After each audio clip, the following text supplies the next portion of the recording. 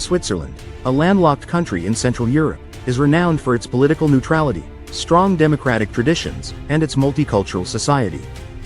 The nation's mountainous landscape has shaped both its internal development and foreign relations, helping it remain independent and neutral in conflicts that have ravaged its neighbors. Switzerland's history is a unique blend of regional diversity, military fortitude, and the establishment of a modern, cooperative political system that endures to this day. Prehistoric Switzerland. Early settlements. The first evidence of human habitation in Switzerland dates back over 100,000 years, with Neanderthal communities living in caves and along the Rhine River.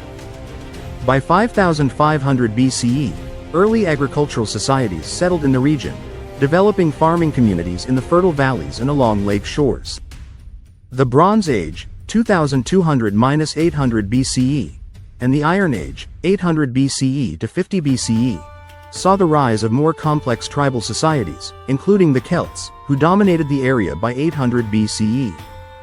One of the most significant Celtic tribes was the Helvetii, who settled in what is now modern Switzerland.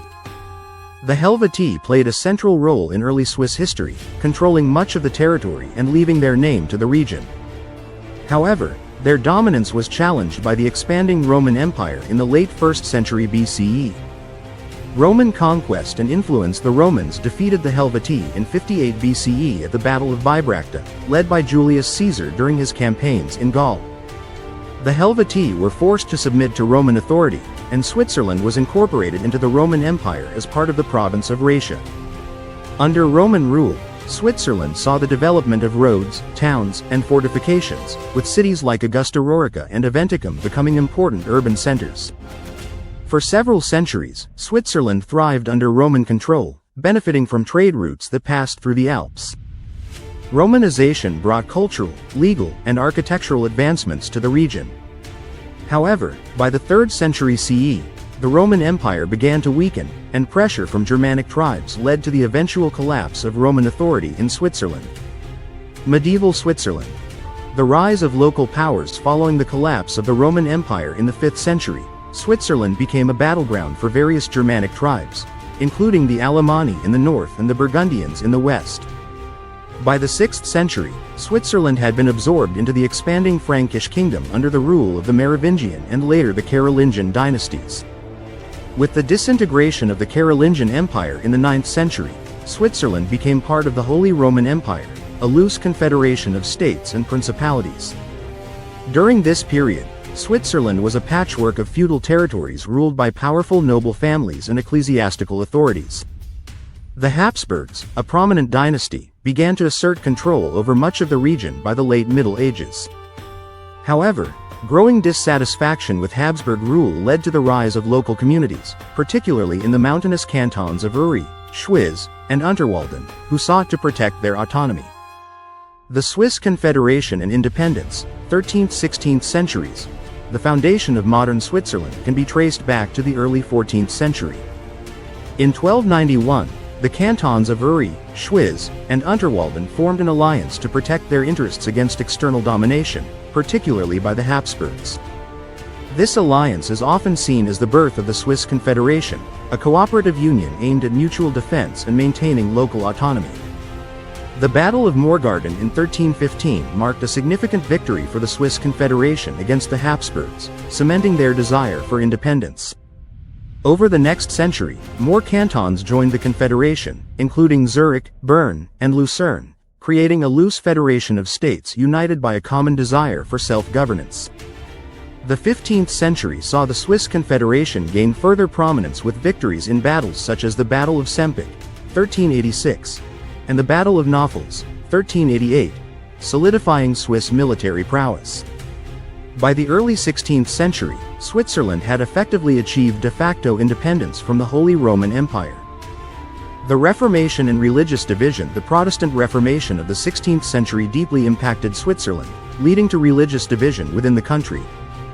Key figures in the Reformation, such as Huldrych Zwingli in Zurich and later John Calvin in Geneva, advocated for significant religious reforms that challenged the authority of the Catholic Church.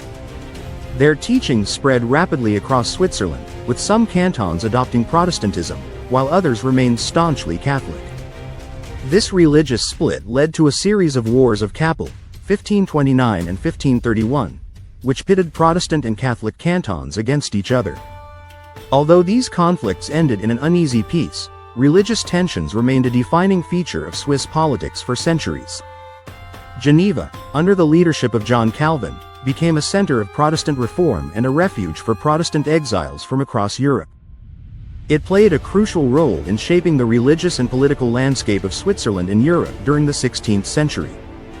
The Swiss neutrality in European wars, 17th–19th centuries, Switzerland's policy of neutrality, which it is known for today, began to take shape in the 17th century.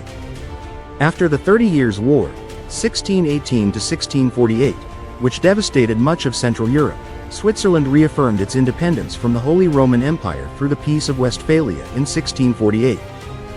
The country declared itself neutral in European conflicts, a policy that would become a cornerstone of its identity. Despite its neutrality, Switzerland was briefly involved in the Napoleonic Wars. In 1798, Napoleon Bonaparte invaded Switzerland, abolishing the Swiss Confederation and establishing the centralized Helvetic Republic. However, the Republic was deeply unpopular, and following Napoleon's defeat, Switzerland restored its confederal structure in 1815 at the Congress of Vienna. During this Congress, Switzerland's permanent neutrality was formally recognized by the European powers, ensuring its independence and non-involvement in future wars.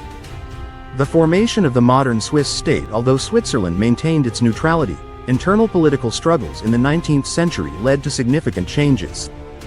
The country was divided between conservative, Catholic cantons and liberal, Protestant cantons, which culminated in the Sonderbond War of 1847. The liberal forces, who favored a more centralized and democratic government, emerged victorious. In 1848, Switzerland adopted a new federal constitution, which established a unified state while preserving the autonomy of the individual cantons. This constitution, inspired by the American and French revolutions, created a bicameral legislature and laid the foundation for Switzerland's modern political system. The federal constitution has been revised several times, but it remains the basis of Swiss governance to this day.